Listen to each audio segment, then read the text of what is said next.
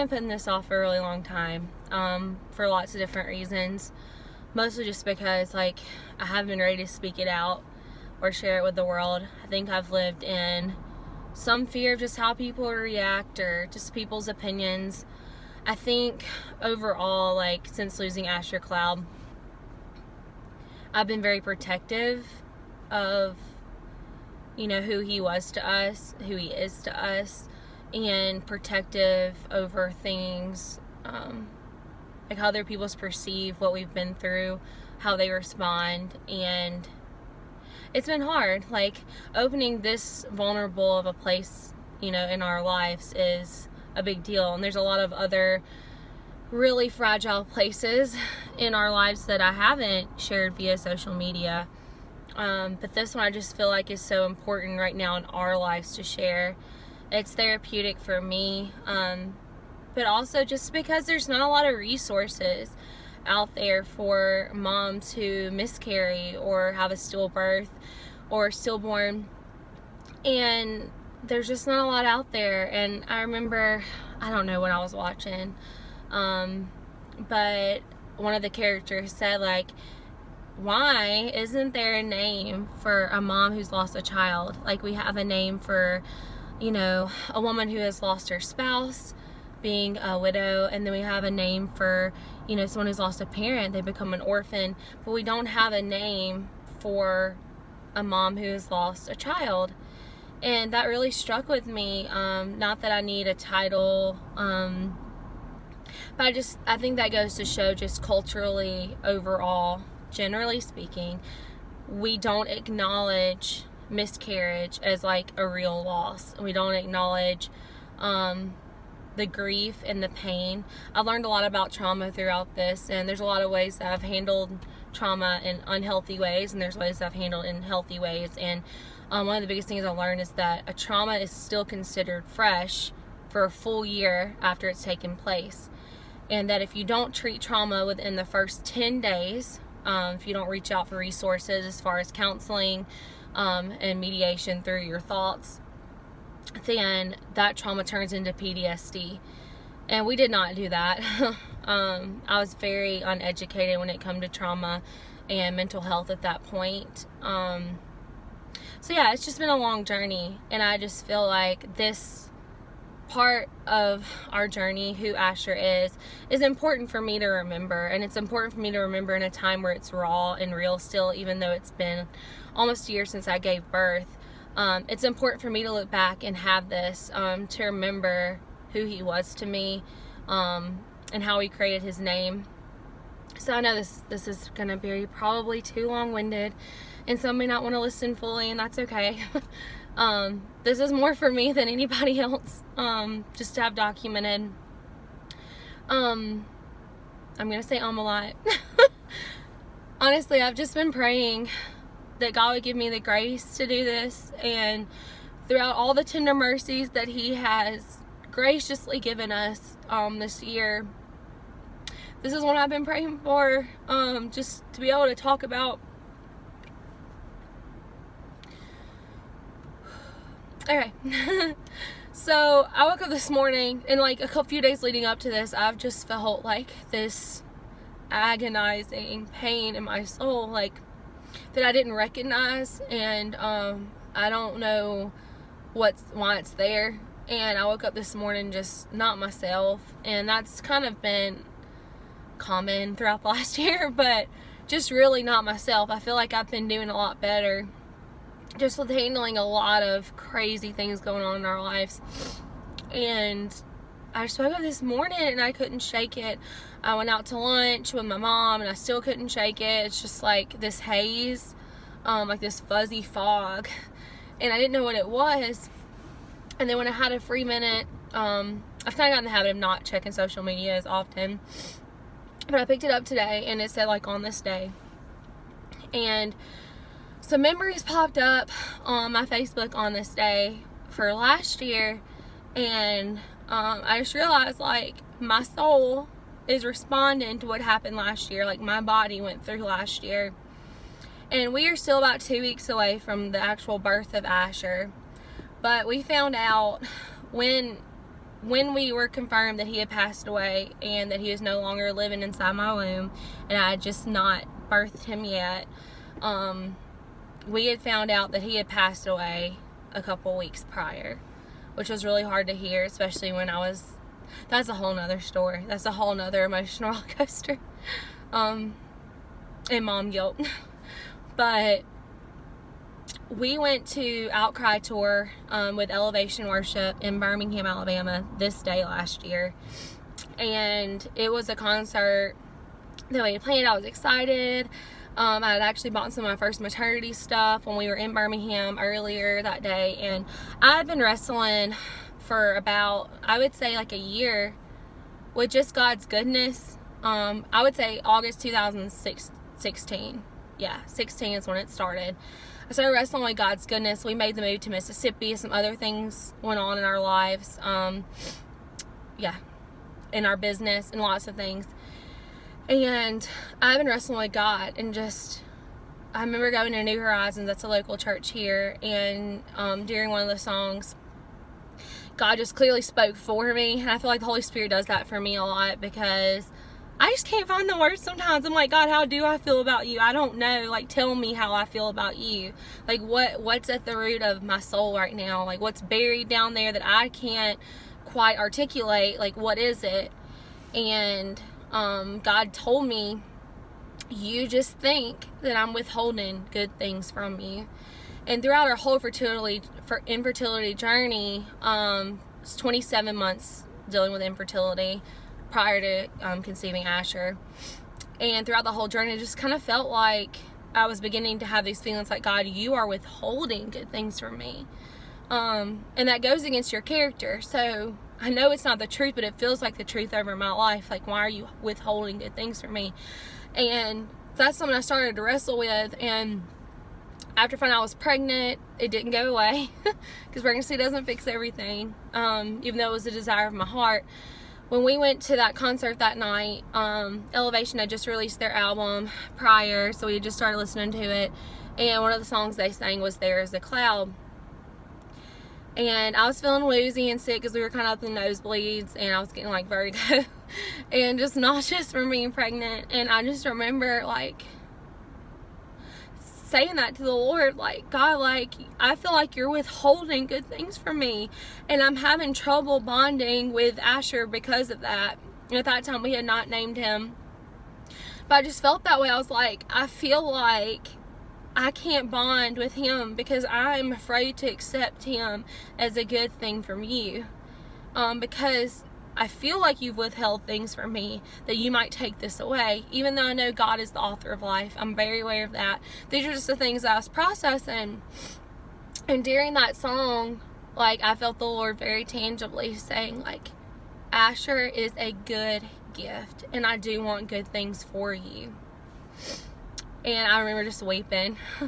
If you've experienced the Holy Spirit before, you know, like, it's kind of like this, like, uncontrollable feeling, but not the kind of uncontrollable that, like, makes you feel, like, anxious, but the just, like, overwhelming feeling that He's there, He is present, and that you're in, like, full fellowship, you know, in His presence. And I knew then, like, okay, like, this is my son, and he is a good gift from a good father. And I just wept, and I really did feel it just wash over me. And I felt for the first time, like, Asher is mine, and it is okay to celebrate him as a good thing. And I had this, like, incredible, like, experience with him in the womb as I worshiped and sang the song There's a Cloud. And I remember, this is so crazy, because that night Tim and I got in a small argument, because hormones and marriage, hello. We got in a small argument, and I just started feeling frazzled. And I told Tim on the way home from that concert, I was like, I don't feel like I'm pregnant anymore. Tim was like, don't say that, you know. And he was like, of course you're pregnant, like, don't speak those kind of things over yourself. I was like, Tim, it's scary. I don't feel like I'm pregnant anymore. And anyways, I brushed it off. And 2 weeks later, we lost Asher. And when the doctors had told me that evening, like, when they pinpointed, like, his growth, like, where he was at, that he had passed away that day. Y'all, this is hard. God, just give me mercy. Oh, lots of mercy.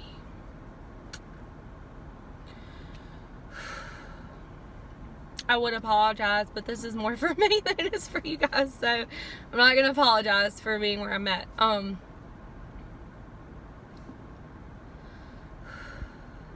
Okay. Losing him was hell on earth. I'm not going to talk about that today. But when we finally had enough strength, and I had lost a lot of blood, so my iron levels were really low and I was super weak. But when I finally had enough strength to leave Megan and Trevor's house, who were in Kansas City, we lost Asher in Kansas City, about 12 hours away from home.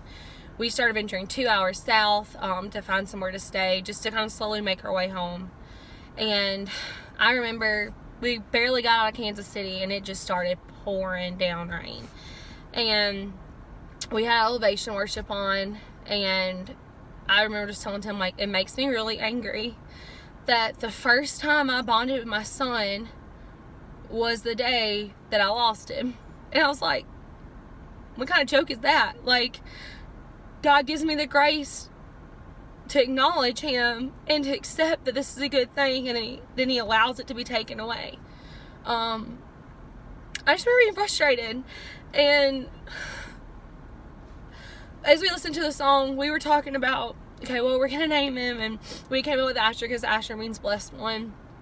And we had also, we're just like, that's not enough. Like, and it just felt so taboo. Like, we're naming our child who we haven't even gotten to meet yet.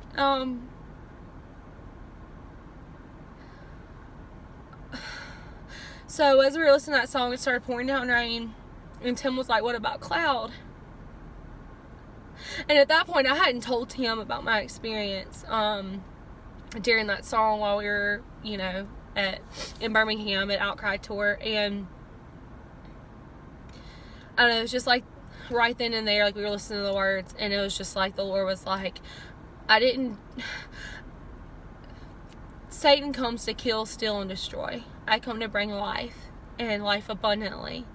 And I am mourning with you. This isn't something you're doing by yourself. This isn't something I'm distant from. This isn't even something I caused or wanted for you, but I'm mourning the loss of your son with you and all the memories that a lifetime held for you guys. And I'm sitting here with you in this dark place, and I will stay with you in this dark place, but you need to know that he was a good thing, and I do have good things for you. And as messed up as all this feels, and as isolating as all this feels, Asher was a good thing. You are a good thing to me. And the words of the song, I don't know if you've heard it, but it talks about there's a cloud and it's beginning to swell, and there's been a dry season, like a really crazy dry season, but God is bringing blessings of harvest.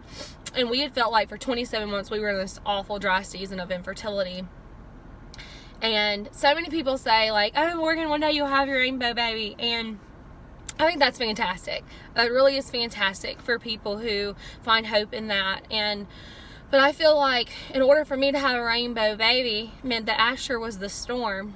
And Asher wasn't my storm, The storm was infertility. And a new baby will never be a rainbow to Asher's storm. And that's something I've wrestled with, and I don't get offended if you tell me that, so don't worry, but that's just something I've been processing on my own. And God really just said, like, there's a cloud swelling, like swelling with blessings, and you have to receive that. And I felt like the Lord told me then, like, Asher is the beginning of this. Like, he's the beginning of the harvest. He's the beginning of the children I'm going to give you. He's the beginning of this new season. The dry season is over, and I have so much for you, so much good for you. And he is just the beginning of that. Like, he is not the storm. You're not waiting on a rainbow. Like, he is the beginning of that, and he will be a part of the rest of your story and the rest of your children. And I acknowledge that. And so Tim and I wept the whole car ride. And Tim's like, I think we need to name him Asher Cloud, because he's the cloud that is going to be a part of the overflow of blessings, and he's the beginning of that story in our lives, that we will birth children, and that God always fulfills his promises. No word is left void, and he will fulfill his promises. And that we just have to receive that. We have to receive it like rain, with a swelling of a cloud over a dry pasture. And we did. We just received it. And that's how we came up with Asher Cloud's name. And it is such a testimony, I think, for like the season I was in, and with infertility and still am in, that God does give good things, and he is not withholding them, and realizing that he doesn't cause harm, that he only wants good for those who love him.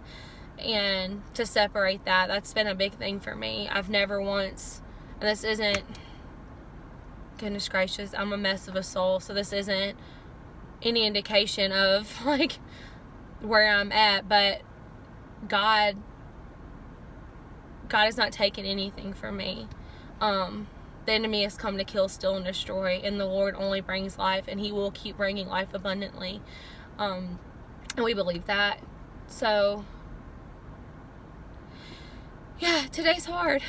Today's hard to imagine, like a year ago today, like Asher took his last breath inside my womb, and that was my last moments with him. And I think it's just such a testimony of God's tender mercies and his grace over us, that he saw that moment before I did, and he knew that Asher would take his last breath, and he knew that if Asher died without me receiving him as a good thing, and without me bonding with him, which oh God, goodness gracious, I'm so grateful for, that I would never be okay, and the grief would swallow me whole, and the mom guilt. And God gave me those precious moments with him, and some of Asher's last breaths were taken like in worship to the Lord, and in that song that he is named after. And I'm just so grateful, and I'm rambling, and I'm messy, and no one ever tells you grief's gonna be this crazy. Like, I could be laughing one minute, crying one minute, but there's a lot of good things. There's a lot of good things in my life that I'm trying to cling to right now, and we're being hit really hard. Marriage is tough, finances are tough, infertility is tough, medical bills are tough, losing a child and then owing the hospital like upwards of $13,000, that's tough. There's just been a lot that we've navigated, and it's been a hell of a year, but there's good things coming, and there was good things in this year, and Asher will never be included in that, or his sibling. It's bad, and we are so excited to one day get to reunite. I will say one more thing. I know this is super crazy, obnoxiously long-winded, but Tim, and I hope he's okay with me sharing this, but Tim had this dream, and he tells it so beautifully. I'm gonna butcher it, I'm sure, but it meant so much to me. Tim had this dream, and he gets dreams from the Lord, and it's just really incredibly powerful. And he had this dream where he died first. He went to heaven, and he arrived in this waiting room. And in this waiting room was like the glass, they have for like the nursery of babies that are recently born. And there's just this room full of people, and he saw his parents, he saw like grandparents, aunts, uncles. He saw my Uncle Mike, who had just passed away. He saw my grandparents who have never met, so on and so forth. And they all greeted him with like the biggest smiles and hugs and congratulations. And they were just so eager to see Tim. And I don't know, Jesus walked in, and he said, "Come with me." And he took Tim to the glass to see all the babies, and he pointed and he said, "There's your son, there's Asher Cloud." And Tim was just overwhelmed with joy and tears of joy that everyone was waiting for him to get there to celebrate the birth of his son and the fact that he was going to get to raise his son. And he was like, "I have to go in, I have to hold him." He was like, "No, you're going to have to wait a little longer. You're going to have to wait for Morgan, because I designed you guys to raise him together. And I'm giving you that opportunity as a gift from me that is good because I've waited for this day to see you guys as parents over Asher, and I've waited to give you this gift, and it has been a long time coming, and it is so worth it.